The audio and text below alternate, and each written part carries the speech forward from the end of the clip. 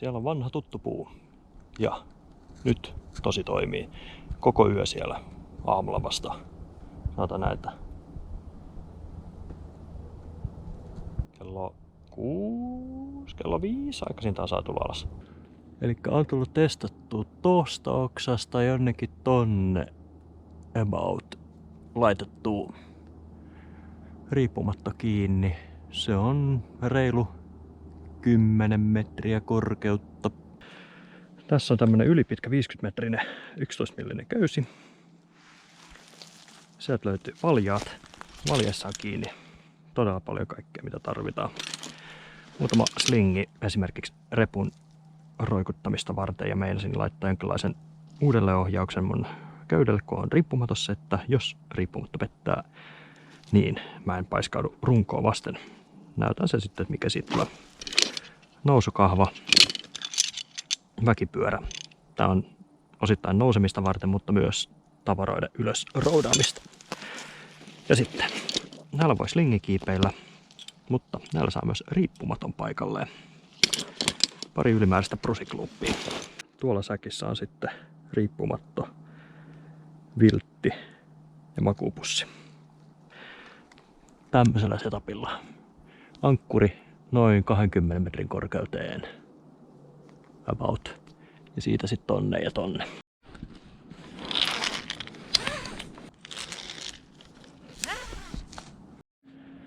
Eli tässä olisi se tonne riippumaton toinen pää. Ja toinen pää tähän. Tähän tulee semmoinen uudelleenohjaus sitten sille yläankkuriköyhdelle, joka sitten tulee pikkasen ylemmäs. Vihdoinkin täällä 20 metrissä ankkuri kiinnittelemässä. Se tulee tohon. Ankkurinappi. Auringonlasku on mennyt jo.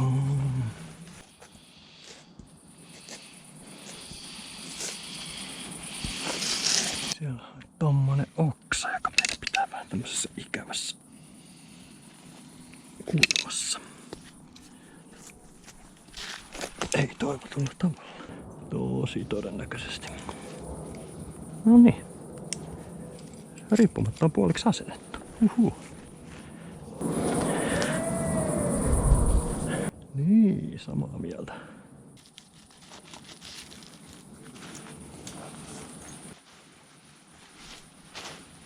No, sitten otetaan vähän swingiä. Toivottavasti otetaan hallitusti. Ja pehmeä hallittu tää oli. Sen toisesta päästä ollaan vähän ylempänä sit kuitenkin.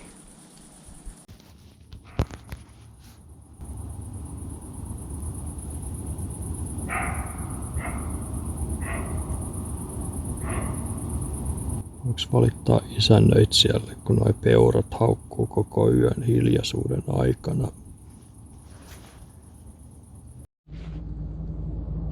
Huomenta. Kello on nyt 6:10. Myönnettäköön, että jo tunti sitten alkoi heräillä, kun peurat aloitti taas aamuisen huutonsa. Samanlaista mitä illallakin oli. Hyvä tämmönen maisemapaikka. Tästä oli helppo tarkkailla, kun saa pää tätä riippumatosta helposti ulos ja katteli siellä, kun peurat siellä kuleksi ja touhusivat Tomia. Vähän alkaa aurinko paistelee. Näitä jos esittelee. Koska eilen ei oikein nähnyt mitä tuli rakennettua. Tosiaan tuolla vähän ylempänä on toi ankkuri.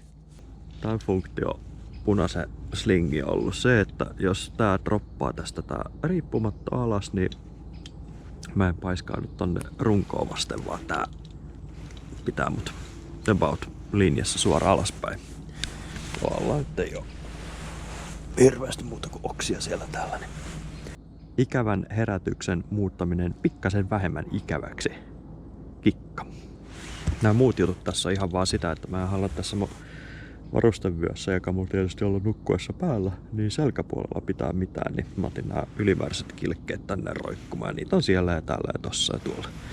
Nousukahva auttaa ylös nousemiseen tästä nukkumasta.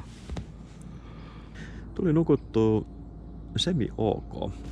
Tässä on semmoinen juttu, että kun tämä on tässä kiinni ja silloin kun tää on kireellä, niin makuupussihan ei mene sitten niinku kauheasti kiinni. Ja mä koitin alkuun, että mä pidän tän silleen suht kireellä, niin tässä alkoi sitten tulee viileä.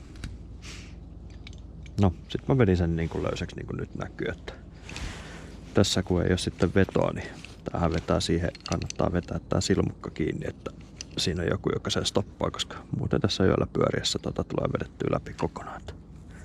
Sitä voi huomata, että mahdollisessa pudotuksessa putoakin aika tosi paljon olemassa. Ja tässäkin jo niinku putois, mutta tuolla on sen verran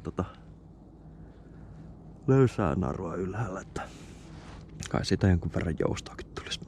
Toinen juttu, että toinen pisteen riippumatosta on varmaan metri ylempänä kuin tämä pääty. Mä en missään nimessä ollut keskellä riippumattoa, vaan täällä ihan toisessa päässä.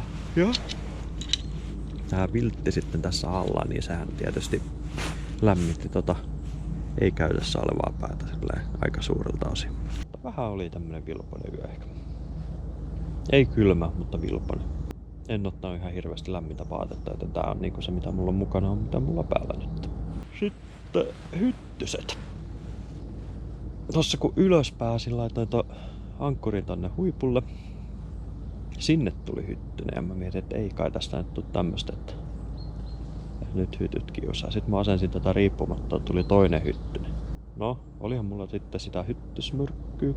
Laitoin pikkusen sitä naamaa ja käsiä, mutta tuntuu, että se olisi ollut ihan tarpeeton, koska ei tässä sitten kun rauhoittu eikä enää niin paljon puhallellut hiilidioksidi ympäristöä, niin en mä kuulu, että täällä olisi mitään hyttysiä pyörinyt. Pussi, näin purataan leiri. Näinpä euro. Alas. Ei muuta kuin lasketaan köydet alas. Ja jotta se menee suoraan, niin katsotaanpas tästä sitten sinne. Ui, osuuko maahan? Se osui maahan. Hyvä. Tän koko härdellin purku köysi.